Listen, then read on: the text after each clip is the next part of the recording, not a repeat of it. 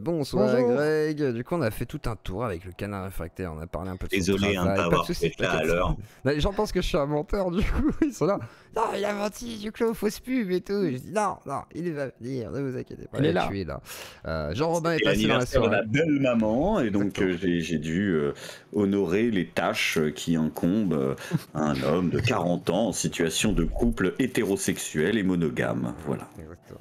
Et qui sont un petit peu comme Ouais. moi-même, on est pas très bien organisé avec nos agendas. Quoi. Voilà. Et il y a Politipedia qui te fait un coucou.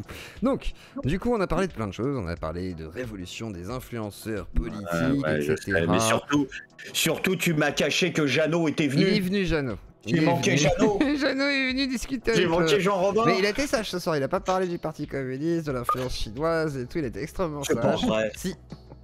Il était On extrêmement parlé des communistes, de oui. révolution influenceur, il a pas parlé des communistes. Si, Oh, mais si. si. Quand Mais même. il a été sage, il a été sage. Donc je sais pas si Jean-Robin va venir, je lui envoie un petit message au cas où, je lui dis allez c'est ton moment Jeannot, viens. Donc on va voir s'il veut se ramener. Et en attendant, du coup on a parlé des influenceurs politiques et tout. Alors est-ce que tu peux résumer ta pensée sur les influenceurs politiques, mon cher canard, tiens, pour lancer la discussion. Waouh.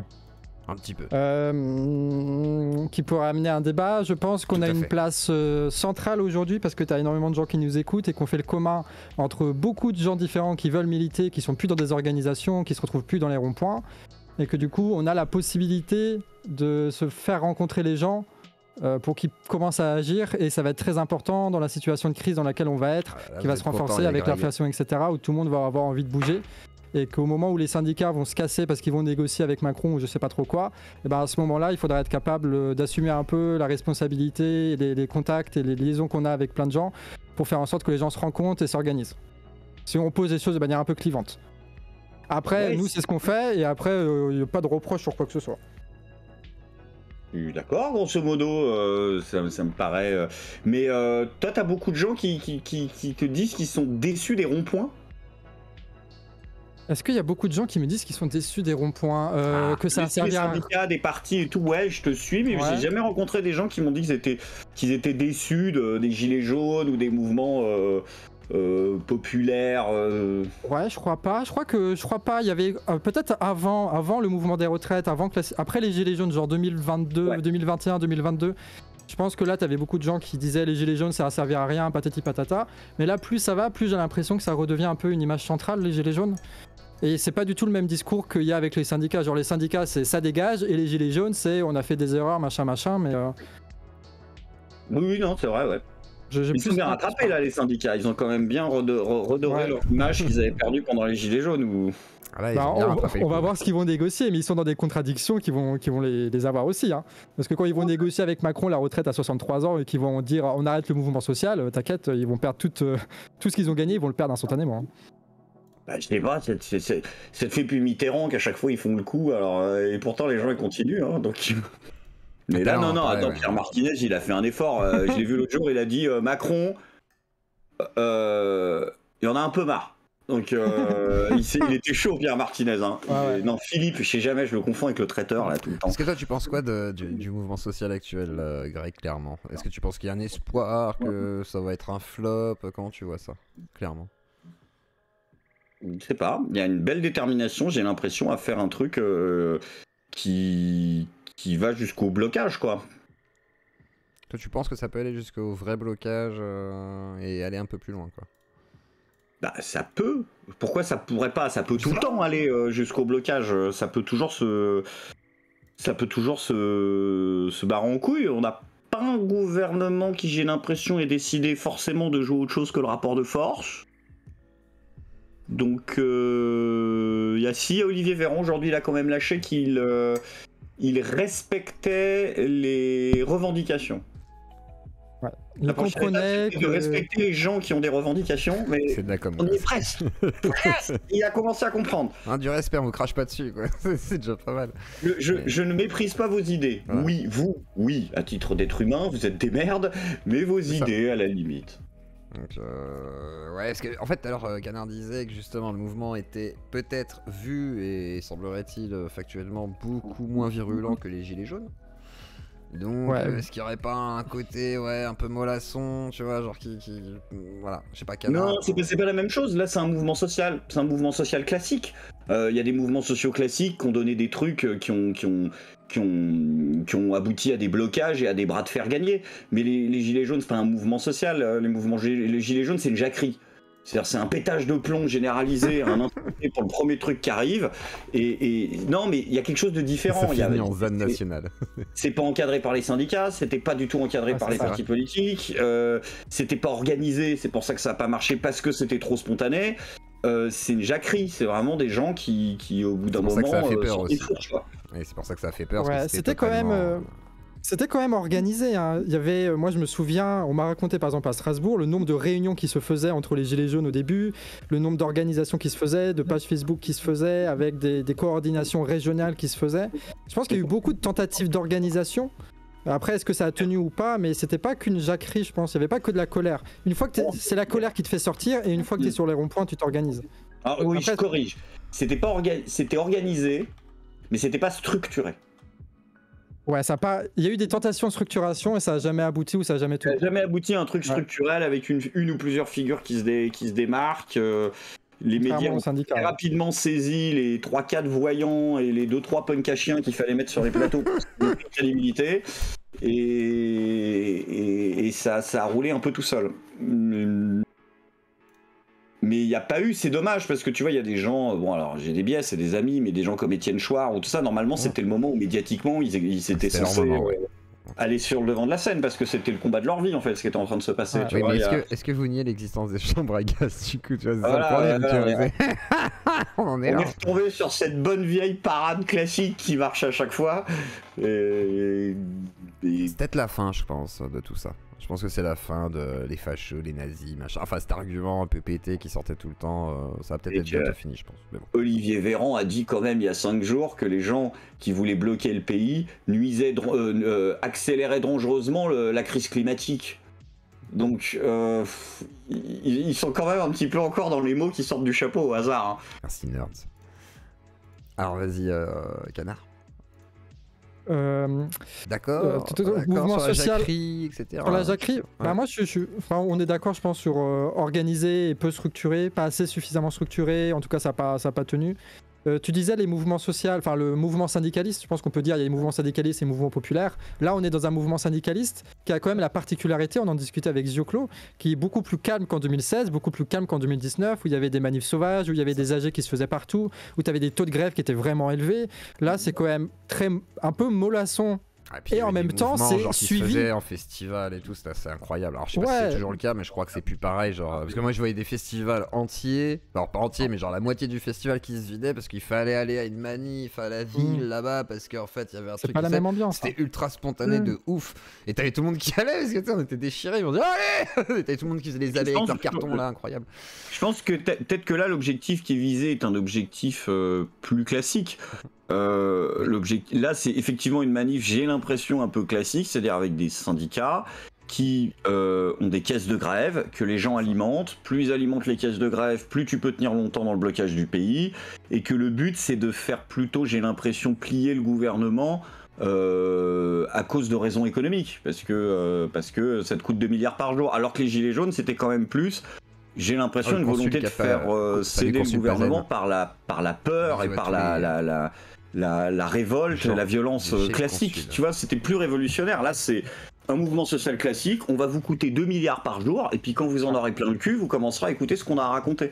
Et que j'ai l'impression que c'est plutôt ça, c'est plutôt un truc qui vise le blocage du pays économique sur plusieurs jours, ce qui est une très bonne stratégie. Puisque de toute façon, il nous reste 9% de notre PIB produit par l'industrie. Donc au bout d'un moment, qu'est-ce que tu bloques? Tu bloques rien. Donc on a 9% d'industrie en France, on était à 40% encore dans les années 80, c'est pas grave, nique ta mère, on a tout détruit, mais il n'y a plus rien à bloquer, hein. Il n'y a plus d'usines qui sont bloquées, il n'y en a plus. Donc, Mais ce qu'on discutait aussi, je sais pas si tu as vu Greg Martinez sur BFM là. La dernière fois que je l'ai vu, c'était la dernière grosse quand il était sur BFM en direct. Tu parles de ça avec le mec de la CFDT, non? Non, il était tout seul. C'était hier ou avant-hier, après le 7. D'accord, ils sont déjà tout seuls. Du coup, hier. je crois. Et du coup, ce qu'il disait, lui, c'était intéressant. Il disait qu'en gros, il lancerait officiellement les négociations avec Macron, tu sais, avec la lettre solennelle qu'ils veulent mettre en place. Et l'argumentaire, qui est très intéressant que Martinez utilisait, c'est que Macron devrait faire attention parce que ça peut partir dans un mouvement à la gilet jaune qui ne contrôle pas. Du coup, ce que disent les syndicats, c'est que ils disent à Macron de négocier avec eux avant que ça parte en couille parce que eux, ils pourront plus rien gérer après. Et c'est comme ça que les syndicats essaient de négocier. C'est marrant, hein? C'est de les menacer du truc qui la dernière fois a pas marché. Il y a un côté paradoxe dans la démarche, mais je vois l'idée, mais il veut les menacer. En fait, en gros, il est en train de leur dire, si vous faites pas gaffe, vous pourrez plus le contrôler. Ouais, c'est ça, c'est le côté incontrôlable, je pense qu'il les fait peur. Et Martinez, il sait, parce que on a discuté un peu de ça au début avec Zioclo, là, que en gros, la France, on est dans une inflation de taré, enfin la situation économique, financière, géopolitique, ça s'aggrave de fou, c'est inédit de fou, tu vois. On va pas faire tout un descriptif là-dessus. Et qu'en fait, la situation, elle est bien plus explosive que une simple contestation sur un point technique de la réforme des retraites, etc. Et que tout le monde sait que ça peut péter un petit peu, et les syndicats, ils en profitent pour leader un petit peu le mouvement social et faire des négociations avec Macron par rapport à ça. Mais ce qui va être le plus intéressant, je pense, c'est ce qui va suivre la séquence syndicale au moment où Martinez va négocier, au moment où il y aura le 49.3 ou quoi que ce soit, et que du coup on va se retrouver sans syndicats parce que les syndicats ils vont pas lutter contre l'inflation, les syndicats ils vont pas lutter contre la guerre, etc. Et que du coup on va se retrouver un peu tout seul, sans syndicats, sans parti, à devoir s'organiser. Ouais, c'est ça qui va être intéressant, parce que là on va du coup réfléchir vraiment à la situation du pays et pas se laisser absorber par une réforme technique de la retraite à 64 ans. C'est vrai que c'est de la merde, mais c'est 1% de tous les problèmes qu'on a, et plus ça va aller, moins ce sera important, puisque l'inflation, bordel de merde, ça va s'accélérer. J'ai pas l'impression qu'il y ait une manif depuis 2005, depuis le traité sur la Constitution européenne, qui n'ait pas été une manif qui allait bien au-delà dans les revendications que les revendications affichées. Enfin, les gens manifestent depuis à peu près 15 ans pour, en fait, à peu près tout, en vrai. Même quand tu as une manif contre quelque chose, on va dire oui, mais de toute façon, il y a aussi la cause des femmes, et puis il y a la cause du prix de l'énergie, et puis il y a la cause du chômage, et puis en fait, c'est une manif générale des gens qui en ont plein le cul. C'est à peu près ça à chaque fois depuis 15 ans. Il n'y a plus de manif point A, point B, jusqu'à telle revendication, vous me virez telle virgule, et puis c'est bon, on retourne à l'usine. Là, parce que c'est des manifs de période pré-révolutionnaire, ou proto-révolutionnaire. Parce que c'est vraiment la situation dans laquelle on vit. Ça veut pas dire que ça va éclater. Ça veut dire qu'à chaque fois que ça a éclaté, c'était pas pire que ce qu'on vit maintenant. Ouais, c'était même en tout cas, il y a des fois où ça a éclaté. Je sais pas, faudrait comparer la situation économique de la France en 1788 et maintenant. Faudrait comparer je sais pas, faudrait comparer. Comparons avec 2018. 2018, le prix du gasoil, c'était quoi? C'était 1,4 €, 1,5 €. Là, on frise les 2 € en permanence. L'inflation, c'était pas du tout pareil. Alors que les salaires, ils ont gelé quasiment depuis, tu vois. La situation est bien pire qu'en 2018.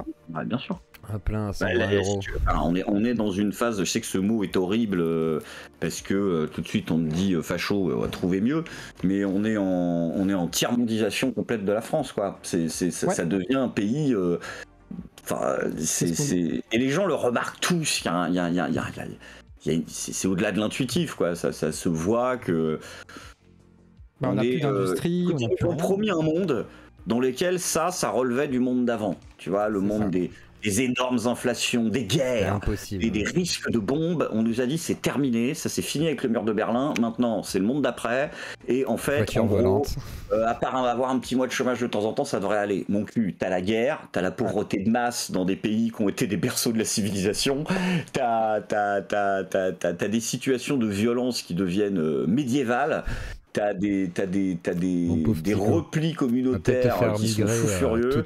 T'as des gens qui travaillent sans avoir de toit et qui sont de plus en plus nombreux. Enfin, c'est bon. Ils n'ont pas tenu leurs promesses. Donc les gens l'ont vu. Et ils se foutent en permanence de nos gueules aussi. Ils nous mentent constamment à la télévision. Et ça fait 20 ans qu'on le sait. 20 ans qu'on accumule les preuves, qu'on ne peut plus leur faire confiance, etc. etc.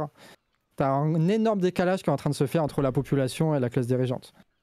Et en plus avec Internet, et ça c'est toute la théorie de la vidéo qui va sortir ce week-end un peu longue, avec Internet aussi, du coup on peut discuter, ils peuvent raconter n'importe quoi à la télé, on n'a qu'à aller sur Internet pour remarquer qu'ils nous mentent, on n'a qu'à aller sur Internet pour remarquer que la situation va empirer, et du coup tout le petit monde qu'ils essayent de nous vendre, en fait ça marche plus, quoi. Alors attends, laisse-moi 10 secondes, dans 10 secondes j'arrive, mais justement, en fait, c'est là-dessus que j'aurais lancé, ça marche plus, ok, c'est le monde d'avant, c'est fini, maintenant Internet et tout.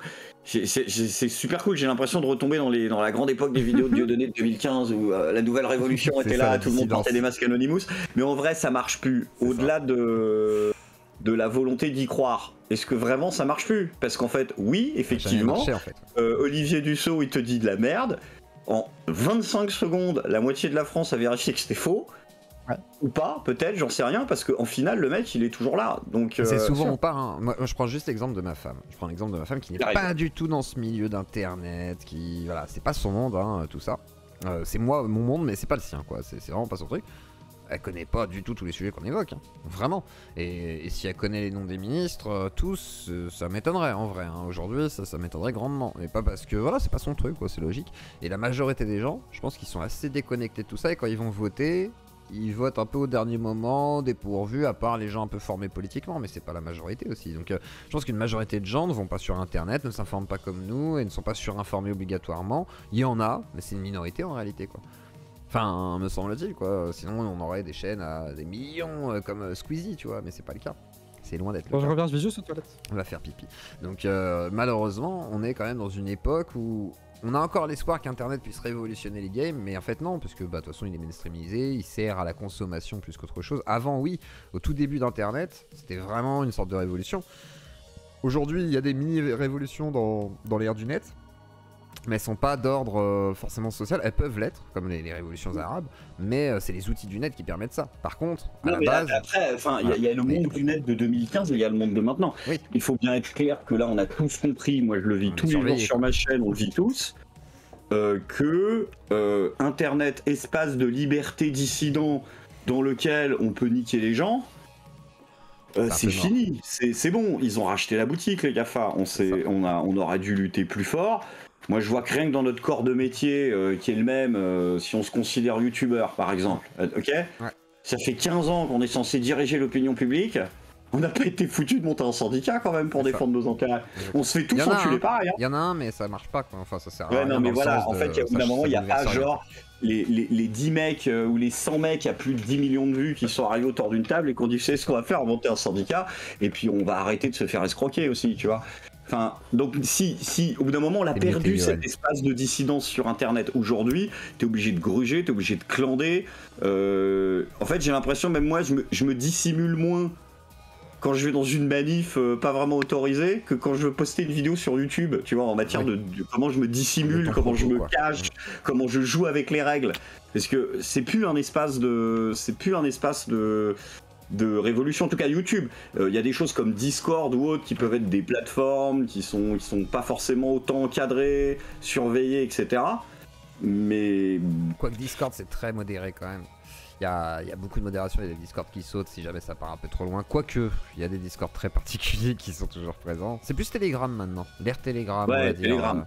Où vraiment là il se passe des trucs chelous et tu fais ouais bon, c'est un peu bresson quand même. T'as l'impression que c'est le dark web, presque le dark web en fait. C'est vraiment sur les trucs les plus bressons du net. Donc je sais pas, c'est particulier Telegram. Et merci à Tim pour son sub. Donc c'est vrai qu'on est sur une ère du net. C'est foutu, hein. Je dis que c'est pas le. Il aurait fallu agir plus tôt pour que ça reste l'espace que c'était par exemple en 2014-2015 quand tout le monde croyait encore qu'on allait renverser le monde avec Internet. Il fallait que ce soit 10 ans plus tard. Même avant en vrai, parce que maintenant c'est tout bouclé, tu vois, genre les GAFAM ont tout bouclé. Après je te laisse contredire Canard, mais genre avant, vraiment avant même l'époque que tu décris, enfin peut-être au tout début de YouTube à la limite avant que ce soit racheté par Google, mais, voilà. mais c'était baisé en fait, parce que bah, c'était le moment où les gens qui généraient l'argent sur ce réseau auraient dû le racheter en fait. C'est ça. Ouais, ça fait un peu... il y avait Dailymotion, tout le monde croyait que c'était possible, avant ils étaient sur Dailymotion, nos créateurs français. Mais bien sûr, moi j'ai été pendant 2 ans sur Dailymotion, voilà, mais ça. C'est de la faute de ce gros con de Montebourg que j'aimerais beaucoup recevoir un jour, mais qui a niqué Dailymotion. Il a niqué Dailymotion. Mais c'est dommage, hein.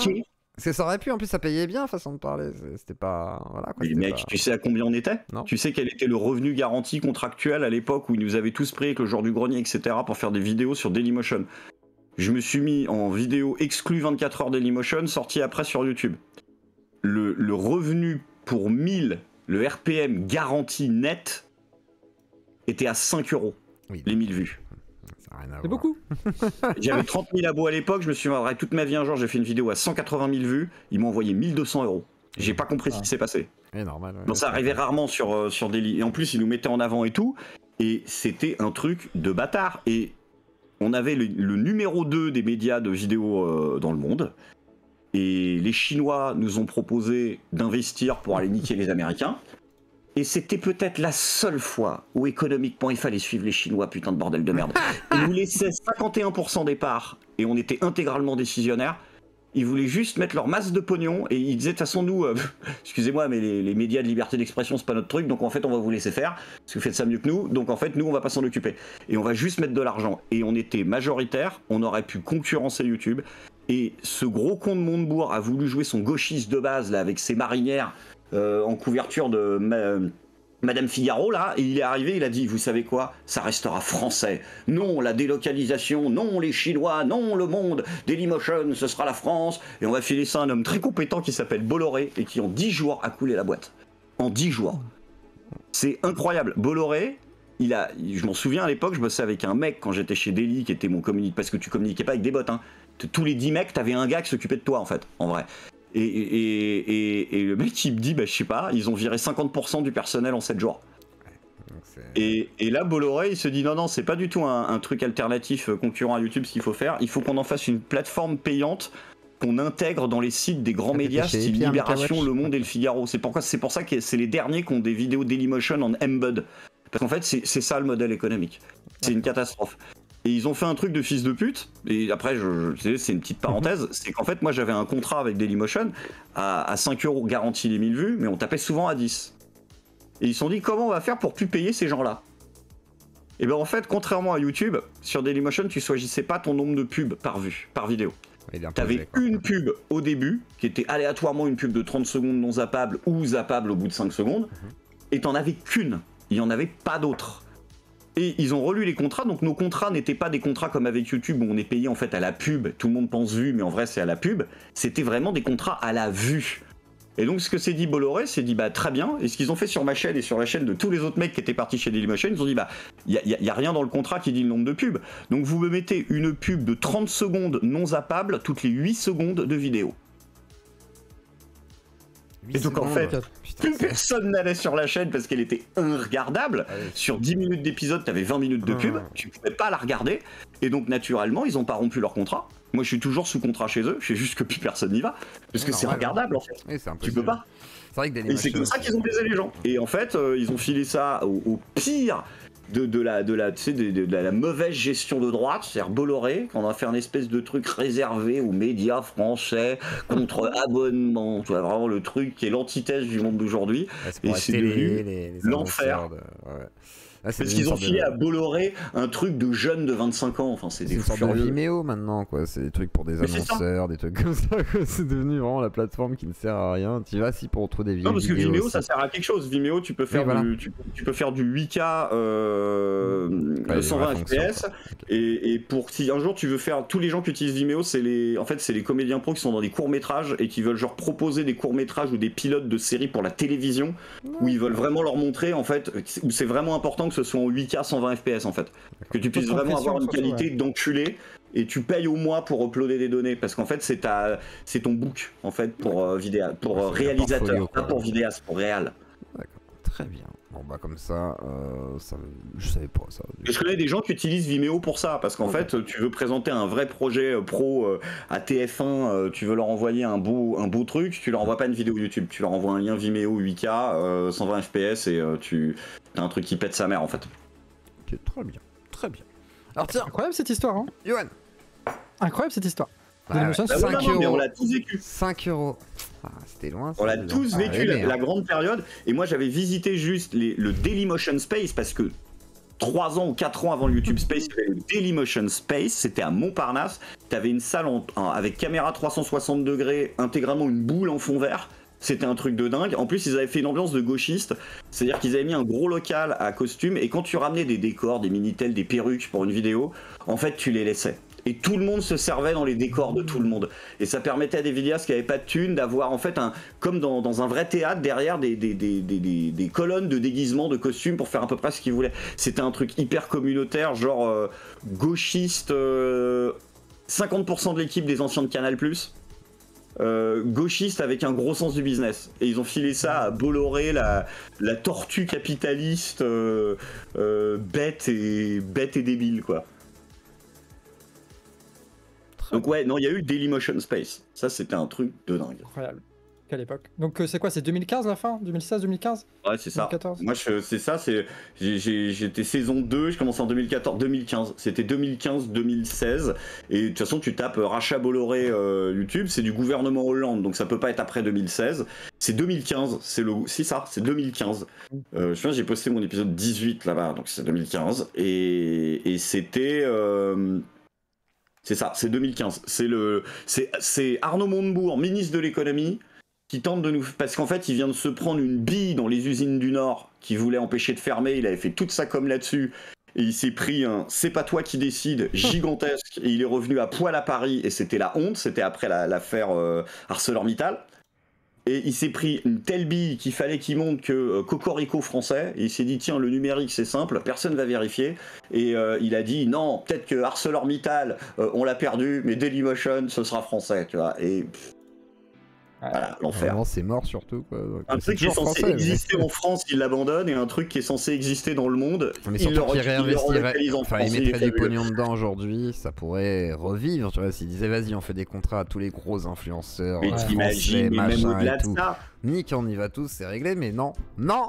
Et même au-delà de ça, mec, parce que imagine, enfin, je veux dire, aujourd'hui, tu peux toucher en tant que plateforme d'upload, si t'as une bonne qualité, et ils avaient investi, j'avais vu, ils avaient un nouveau player, je suis un des seuls à l'avoir vu en bêta, mais en fait, il est jamais sorti ce nouveau player, et il fistait le player de YouTube.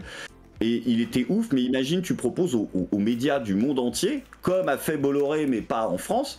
Et si t'as une plateforme de ouf, tu peux même dire, je sais pas, au New York Times, au lieu d'utiliser YouTube pour vos plateformes, mettez Dailymotion, les mecs s'en battent les couilles, c'est pour être plus sur le site. La thune que tu génères pour l'État, si c'est une entreprise à 51%, une entreprise d'État... Ils veulent pas. Ils s'en battent les couilles d'Internet. Ils sont encore sur Minitel, ils sont encore là, ils comprennent rien. Enfin, je sais pas, j'aimerais bien savoir combien le gouvernement américain gagne grâce à YouTube tous les ans. Ils doivent gagner du fric, hein. Ça génère. Je pense qu'ils gagnent parce que YouTube c'est déficitaire, non? Ah mais c'est Google qui rapporte, quoi. Ça rapporte à Google.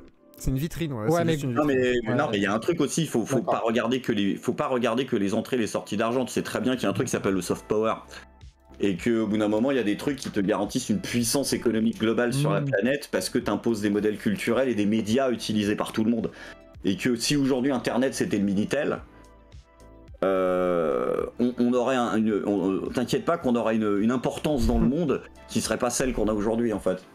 Heureusement que c'est pas le Minitel. Non, je veux dire, à un moment donné, ça ferait peur. Bah, merci Giscard hein, d'y avoir cru à cette connerie de Minitel, alors qu'Internet, c'est nous qui l'avons inventé, le protocole TCP/IP, mais c'est pas grave. C'est magnifique, c'est magnifique. Alors, c'est pas les États-Unis, c'est nous, ça. C'est ça. Ah, mais c'est vrai, hein. Et ils le disent eux-mêmes, hein. Le protocole TCP/IP, c'est un français, point barre. Il est arrivé et il y avait ça comme projet concurrentiel avec le Minitel, et puis Giscard, qui avait tout d'un jeune, a misé sur le Minitel. Super.